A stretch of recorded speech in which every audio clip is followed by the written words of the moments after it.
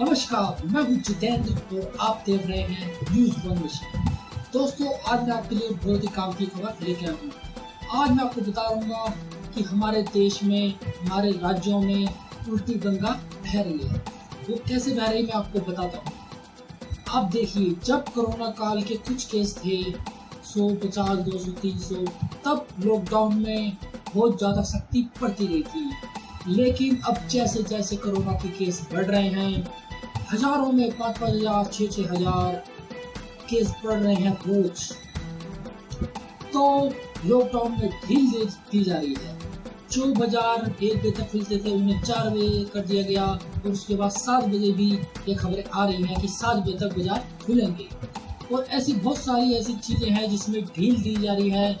जैसे बड़े बड़े शहरों से गांव में मजदूर आ रहे हैं, उनके लिए ट्रेनें खोल दी गई हैं और बहुत सारी चीजें ऐसी की जा रही हैं जिससे कोरोना को बढ़ने में मदद मिल सकती है। तो मेरा ये सवाल हमारे नेताओं से है, प्रशासन से है कि वो ऐसी गलती क्यों कर रहे हैं। हमारे देश में 1.5 लाख से ज़्यादा केस हो चुके हैं और वह रोज हजारों की तादाद में बढ़ रहे हैं। कई जगह तो हॉस्पिटलों में जगह की कमी हो गई।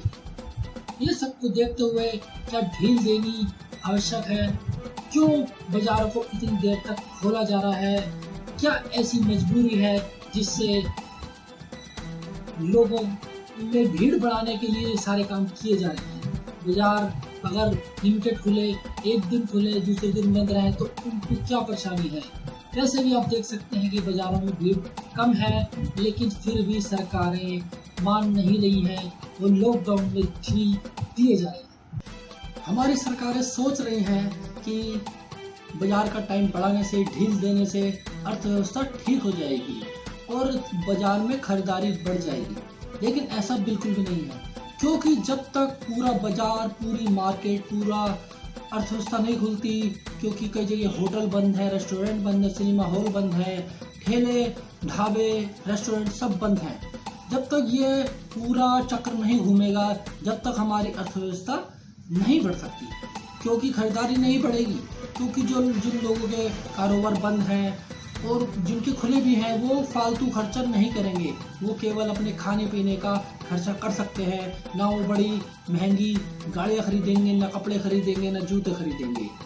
इसलिए लिमिटेड चीज़ें वो खरीदेंगे जिससे उनकी जो बचत है, पूंजी जमा पूंजी है, वो कम खर्च हो। क्योंकि उन्हें अभी तक नहीं पता कि ये कोरोना काल कब तक चलेगा, इसलिए वो अपनी जमा पूंजी को धीरे धीरे खर्च करेंगे, फालतू खर्चा नहीं करेंगे।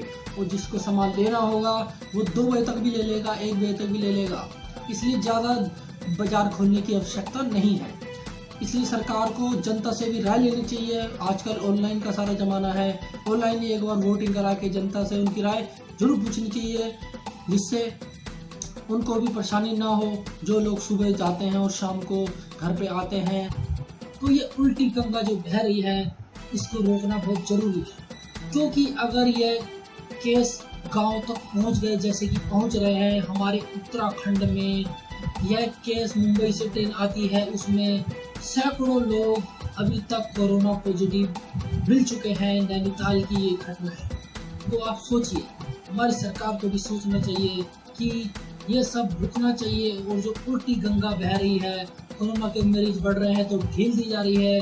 जब कोरोना के मरीज कम थे तो सख्ती बढ़ती गई थी। इस बारे में हमारे देश के नेताओं को जरूर सोचना चाहिए। नहीं तो ये खतरा अगर छोटे छोटे शहरों में, गाँव में पहुंच गया तो वहाँ पे उन्हें संभालना बहुत मुश्किल हो जाएगा। क्योंकि वहाँ पे स्वास्थ्य सुविधाएं ना के बराबर है। और हमारे कई बड़े शहरों में भी ऐसी असुविधा हो रही है कि बेड कम पड़ गए हैं, आइसोलेट करने के लिए हॉस्पिटल भी कम है। तो ये सारी जानकारी ध्यान में रखकर हमारी सरकार को फैसला लेना चाहिए। तो दोस्तों, अगर आपको वीडियो पसंद आया हो तो इसे लाइक कीजिए और शेयर कीजिए। अगर आप भी कोई अपनी राय देना चाहते हैं या कुछ सवाल पूछना चाहते हैं तो कमेंट बॉक्स में जो लिखिए। जय हिंद, जय भारत।